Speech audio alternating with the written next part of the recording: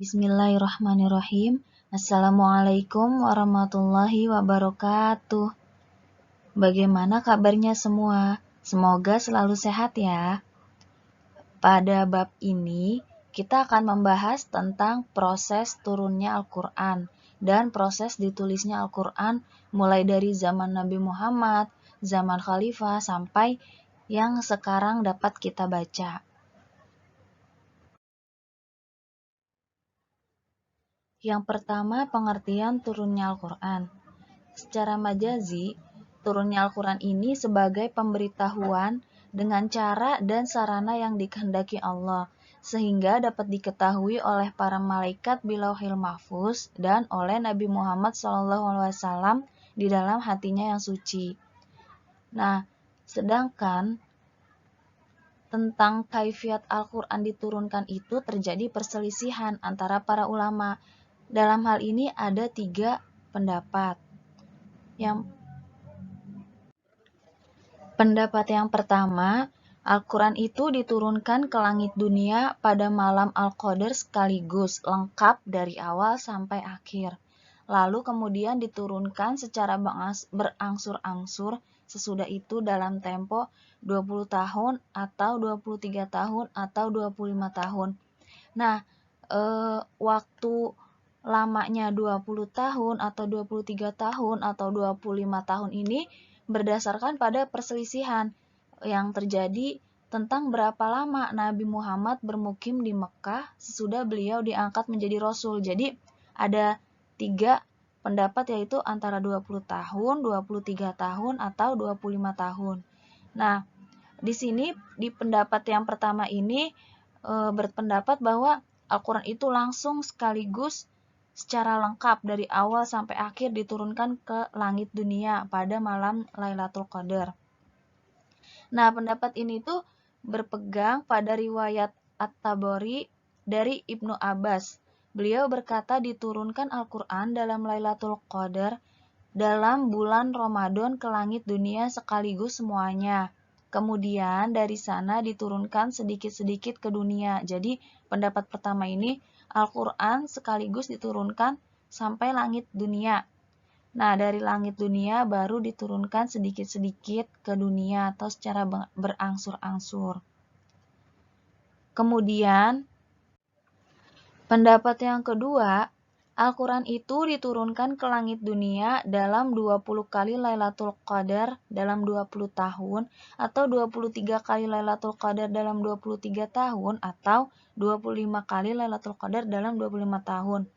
Nah, pada tiap-tiap malam diturunkan ke langit dunia tersebut, sekedar yang hendak diturunkan dalam tahun itu kepada Nabi Muhammad SAW dengan cara berangsur-angsur. Jadi, tadi seperti yang sudah dibahas bahwa antara 20 tahun, 23 tahun, dan 25 tahun itu memang perselisihan. Terjadi berapa lamanya. Nah, di pendapat kedua ini, kalau tadi pendapat pertama itu berpendapat bahwa Al-Quran diturunkan secara sekaligus semuanya pada satu malam Lailatul Qadar, sedangkan pendapat kedua ini berpendapat bahwa Al-Quran itu diturunkan pada malam Lailatul Qadar selama 20 kali atau 20 tahun. Atau kalau pendapatnya 23 kali berarti 23 tahun atau 25 kali atau 25 tahun. Jadi pendapat kedua ini setiap tahun Al-Quran itu turun. Kan malam Lailatul Qadar itu adanya hanya 1 tahun sekali kan. Jadi setiap tahun Al-Quran itu turun, kemudian tahun berikutnya pada malam Lailatul Qadar turun lagi, turun sampai 20 tahun atau 23 atau 25 tahun. Nah, kemudian baru, jadi setiap tahun itu dalam 1 tahun baru yang diturunkan kepada Nabi Muhammad baru secara berangsur-angsur. Jadi kalau pendapat pertama secara sekaligus 1 malam, sedangkan di pendapat kedua ini setiap Lailatul Qadar atau setiap tahun selama 20 atau 23 atau 25 kali Lailatul Qadar. Kemudian pendapat yang ketiga, Al-Quran itu permulaan turunnya ialah di malam Al-Qadar, kemudian diturunkan setelah itu dengan berangsur-angsur dalam berbagai waktu. Nah, jadi di pendapat yang ketiga ini pada mulanya Al-Quran turun pada malam Lailatul Qadar. Namun tidak seperti pendapat kedua. Kalau pendapat kedua ini berpendapat bahwa turunnya berikutnya itu di malam Lailatul Qadar tahun depan, tapi kalau ini di dalam berbagai waktu secara berangsur-angsur. Seperti itu.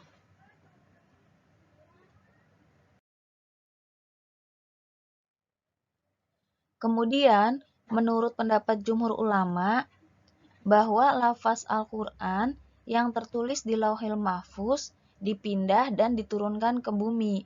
Jadi, lafaz Al-Quran yang di Lauhil Mahfuz itu dipindah dan diturunkan ke bumi. Dengan demikian, tidak ada lagi lafaz-lafaz Al-Quran di Lauhil Mahfuz.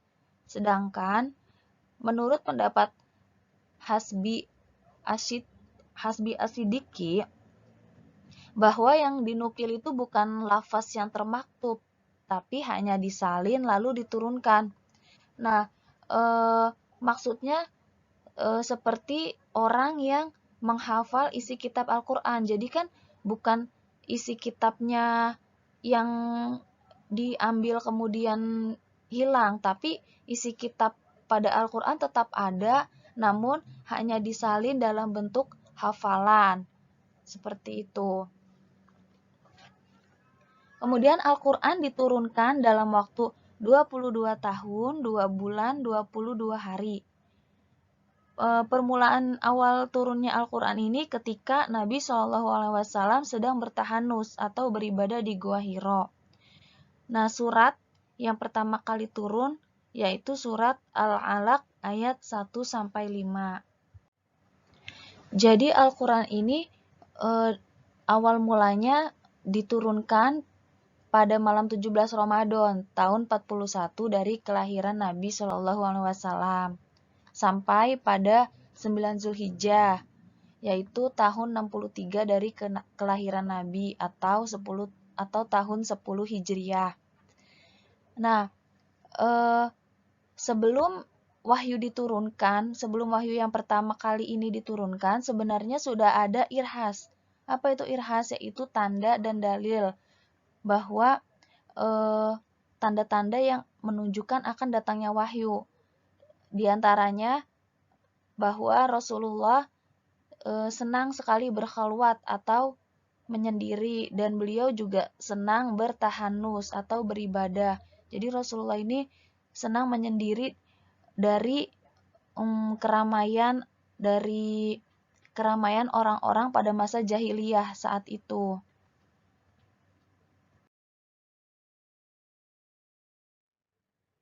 Kemudian pengertian penulisan Al-Quran. Nah, proses penulisan Al-Quran dari wahyu yang diterima Nabi Muhammad SAW hingga selesai dikumpulkan dalam sebuah tulisan berupa mushaf atau kitab yang berjilid pada zaman Khalifah Utsman bin Affan. Nah, proses penulisan dan pengumpulan Al-Quran ini melewati 3 tahap atau 3 jenjang. Yang pertama pada zaman Nabi Muhammad SAW. Nah, pada tahap pertama ini, pada zaman Nabi Muhammad, di mana tahap ini tuh hafalan para sahabat lebih banyak daripada tulisan-tulisan yang masih terpisah-pisah. Jadi, ketika setiap wahyu turun, setiap Rasulullah menyampaikan suatu ayat, langsung dihafalkan oleh para sahabat yang mendengar. Kemudian baru beberapa orang baru menuliskannya di pelepah kurma atau di batu dan sebagainya. Nah, jadi pada saat zaman Nabi Muhammad ini memang masih banyak jumlah penghafal Al-Quran, bahkan sangat banyak. Nah, kemudian barulah pada zaman sahabat Abu Bakar. Pada zaman ini terjadi banyak peperangan. Jadi mengakibatkan banyak para sahabat penghafal Al-Quran meninggal dunia. Di antaranya yaitu Perang Yamamah. Nah, Perang Yamamah ini mengakibatkan para penghafal Al-Quran banyak yang meninggal dunia. Akhirnya, karena banyak penghafal Al-Quran yang meninggal dunia, kemudian Khalifah Kemudian Umar bin Khattab ini menyampaikan pendapatnya kepada Abu Bakar untuk menulis ulang dan mengumpulkan catatan-catatan Al-Quran yang masih terpisah-pisah. Pada awalnya Abu Bakar menolak karena dia tidak ingin melakukannya, takut berdosa. Sehingga Umar terus-terusan mengemukakan pendapatnya.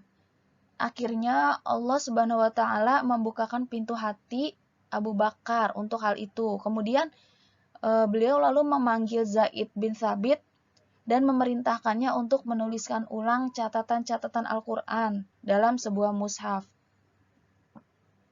Kemudian mushaf tersebut berada di tangan Abu Bakar hingga beliau wafat. Setelah beliau wafat, baru dipegang oleh Umar bin Khattab hingga wafatnya dan kemudian dipegang oleh Hafsah binti Umar. Nah, selanjutnya pada zaman Utsman bin Affan. Nah, pada periode ini, pada periode ketiga proses pengumpulan dan penulisan Al-Quran ini, banyak catatan dan kumpulan-kumpulan catatan Al-Quran yang berbeda di antara para sahabat. Jadi, antara sahabat yang satu dengan yang lain nih, catatan-catatan Al-Qurannya berbeda dialeknya. Nah, hal itu dikhawatirkan akan menjadi fitnah nantinya dan takut nantinya terjadinya pecah belah, terjadinya pertengkaran. Akhirnya kemudian Utsman ini memerintahkan kepada Zaid bin Thabit, Abdullah bin Zubair, Sa'id bin As, dan Abdurrahman bin Haris untuk mengumpulkan dan mencatat ulang, kemudian memperbanyaknya. Nah, Zaid bin Thabit ini kan berasal dari kaum Ansor, sedangkan 3 orang yang lainnya ini berasal dari Quraisy. Kemudian Umar berkata kepada yang ketiganya, jika kalian berbeda bacaan dengan Zaid bin Thabit pada sebagian ayat Al-Quran, maka tuliskanlah dengan dialek Quraisy karena Al-Quran diturunkan dengan dialek tersebut. Kemudian mereka pun mengerjakannya dan setelah selesai, Utsman mengembalikan mushaf itu kepada Hafsah dan mengirimkan yang lainnya ke seluruh penjuru negeri Islam serta memerintahkan untuk membakar naskah mushaf Al-Quran selainnya. Jadi naskah mushaf Al-Quran yang berbeda diminta untuk dibakar. Nah, tujuannya apa? Tujuannya agar tidak ada lagi perbedaan-perbedaan di antara para sahabat.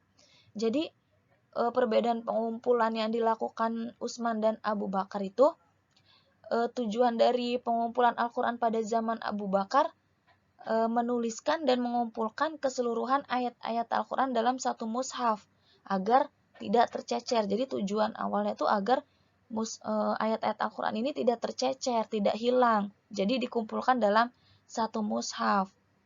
Nah, kemudian sedangkan kalau pengumpulan Khalifah Utsman, pengumpulan Al-Quran pada masa Khalifah Utsman ini untuk mengumpulkan dan menuliskan Al-Quran dengan satu dialek bacaan. Jadi agar sama semuanya dan membawa kaum muslimin ini untuk bersatu pada satu mushaf Al-Quran. Karena Khalifah Utsman khawatir nanti timbul perbedaan dialek bacaan Al-Quran, kemudian timbul perpecahan. Nah, dari sini kemudian timbul kemaslahatan yang besar di tengah-tengah umat muslim, di antaranya itu persatuan dan kesatuan, kesepakatan bersama dan saling berkasih sayang. Kemudian kemudorotan yang besar pun dapat dihindari. Contohnya perpecahan umat, perbedaan keyakinan, dan tersebar luasnya kebencian dan permusuhan. Nah, mushaf Al-Quran tersebut sampai sekarang disepakati oleh seluruh kaum muslimin serta diriwayatkan secara mutawatir.